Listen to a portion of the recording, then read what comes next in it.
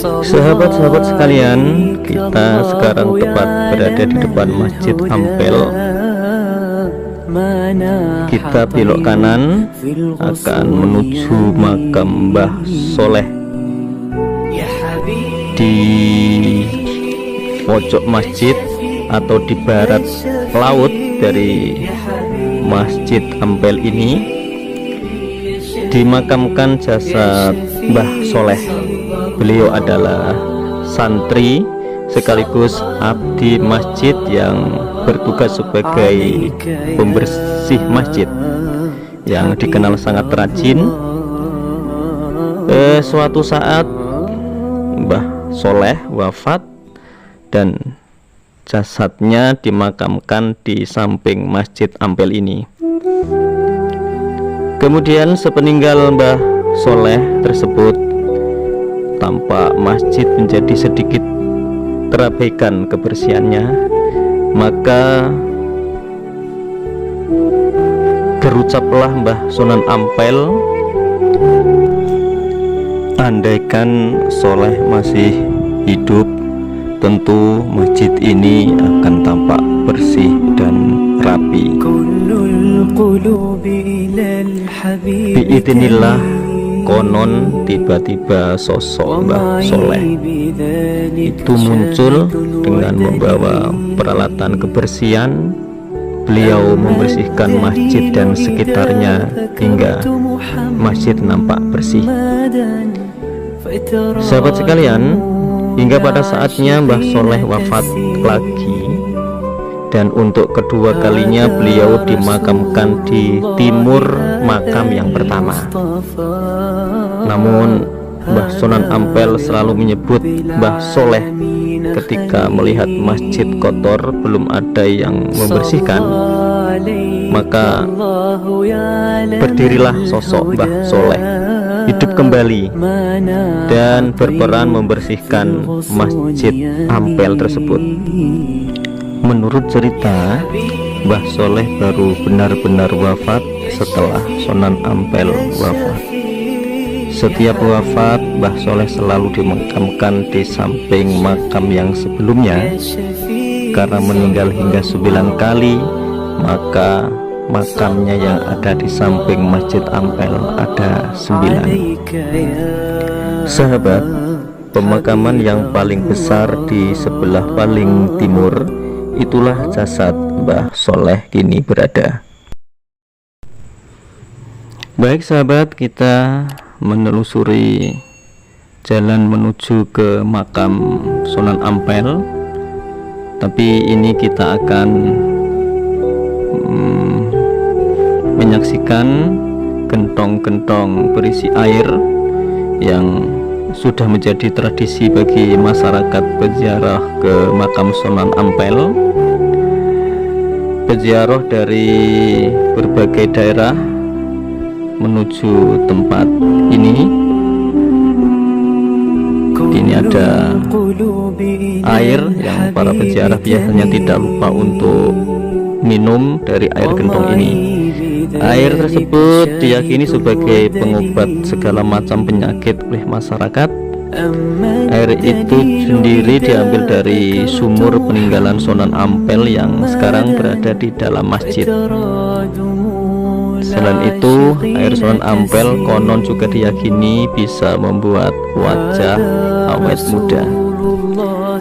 Sahabat, selain menjadi salah satu masjid tertua di Indonesia, Masjid Ampel yang terletak satu kompleks dengan makam Sunan Ampel Surabaya ini menyimpan banyak cerita menarik. Salah satu cerita menarik dari Masjid Ampel ada pada penentuan arah kiblat awal pembangunan masjid tersebut. Salah satu cerita menarik dari masjid ini adalah tokoh Mbah Bolong. Mbah Sun Haji yang akrab dipanggil Mbah Bolong menjadi sosok yang sangat berjasa dalam penentuan arah kiblat Masjid Ampel. Julukan Mbah Bolong yang tersemat padanya bukan tanpa alasan. Ada sejarah di balik julukan Mbah Bolong kepadanya. Saat pendirian Masjid Ampel ini yang pertama, Mbah Sun Haji dipercaya oleh Mbah Sunan Ampel untuk mengatur letak pengimaman dan menentukan arah kiblat pada masjid tersebut. Tentu penunjukan Sunan Ampel kepada muridnya itu bukan tanpa alasan, karena konon Mbah Sun Haji dulunya merupakan nahkoda, sehingga profesinya itu pastinya membuat Mbah Sun Haji dinilai menguasai ilmu perbintangan dan ilmu falak. Sahabat, Mbah Sun Haji pun bekerja dengan tekun untuk menjalankan amanah dari Sunan Ampel tersebut agar arah sholat jamaah Masjid Ampel tepat ke Ka'bah. Tapi setelah pengimaman beserta masjid itu jadi, ternyata banyak orang yang meragukan pengimaman buatan Mbah Sun Haji. Mereka meragukan apa benar pengimaman buatan Mbah Sun Haji sudah sesuai arah kiblat. Tanpa banyak tindakan, Mbah Sun Haji kemudian menunjukkan bukti dengan melubangi pengimaman tersebut. Lubang yang dibuat Mbah Sun Haji itu ternyata membuat kaget teman-temannya yang meragukan atas apa yang ia lakukan. Secara mengejutkan, terlihat Mekah dengan Ka'bah di dalamnya pada lubang tersebut. Sahabat, kita sekarang menuju makam Sunan Ampel.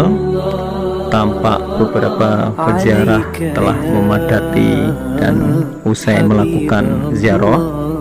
Ini adalah pintu memasuki makam.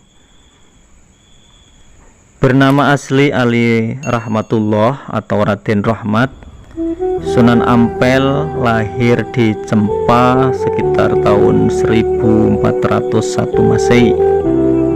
Raden Rahmat datang ke Jawa diperkirakan sebelum tahun 1446 Masehi.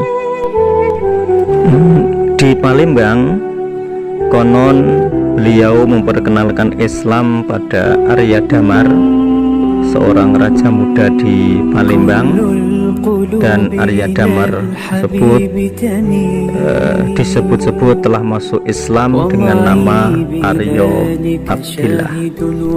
Selanjutnya beliau menuju Tuban untuk bertemu ayahnya, yakni Maulana Ibrahim Asmorokondi, tepatnya di daerah Palang, Kabupaten Tuban. Sepeninggal sang ayah, Raden Rahmat meninggalkan kota Tuban dan berdakwah ke pelosok negeri dari Madura, Bima hingga Majapahit.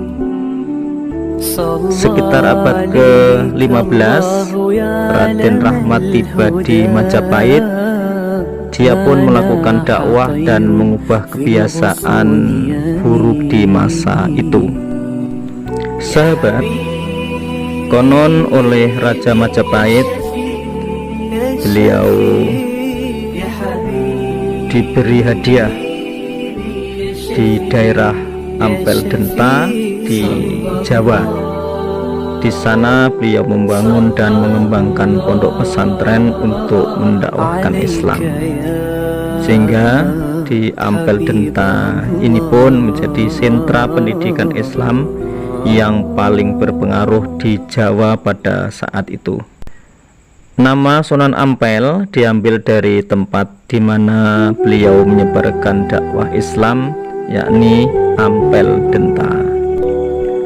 Sunan Ampel, sahabat-sahabat sekalian, dikenal dengan ajaran Moh Limo.